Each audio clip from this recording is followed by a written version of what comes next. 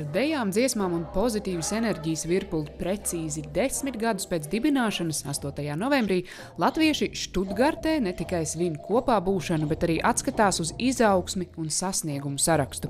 Kultūras biedrība Saime 10 gadu laikā kļuvusi par spēcīgu un neatlaidīgu latviešu kopienas centru ārpus Latvijas. Es domāju, lielākais sasniegums mums bija Eslingenas mūzikala uzvedums. Un arī abi dziesmas svētki Eslingenā. Tas bija 17. un 22. gadā. Šie notikumi spilgti demonstrē biedrības spēju ne tikai sapņot, bet arī īstenot lielus un sarežģītus projektus.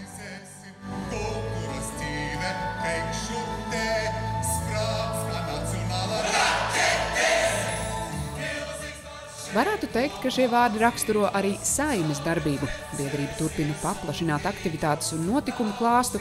Tās paspārnē darbojas deju kopa Treideksnītis, bērnu un jauniešu kultūras skola Štutgartes dzintariņi, kā arī uzņēmēju klubs Biznesa bites.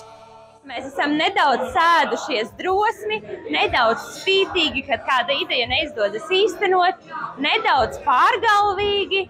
Un ejam ceļus, meklējam varbūt tādus neierastus, kad durvis tiek aizvērtas ciet, un es domāju, ka Saime ir tā sevi ļoti jaudīgi pieteikusi, pierādījusi, un jaudā un cilvēkos tas mūsu spēks. Saimes spāru un spējas novērtē arī citās diasporas organizācijās. Saime ir lokomotīva, es teiktu tā, jo Saime ir tie, kas iet pa priekšu, Saimē vienmēr ir idejas, un Saime vienmēr tās arī īsteno. Mēs noteikti no viņiem varam kaut ko pamācīties.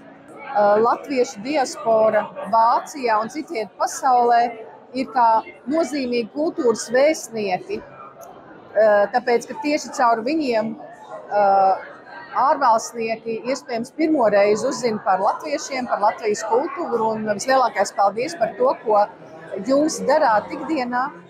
Un arī šobrīd Saimei jau nākamie grandiozie plāni pie apvāršņa.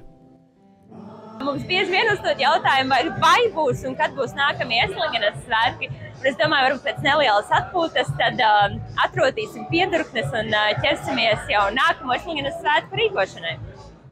Bet vispirms sveicieni no daudzajiem draugiem Latvijā, Vācijā un citās valstīs un kārtīgas svinības par godu paveiktajiem. Līva Karlsone, Latviešu.com, sadarbībā ar diasporas reportieriem.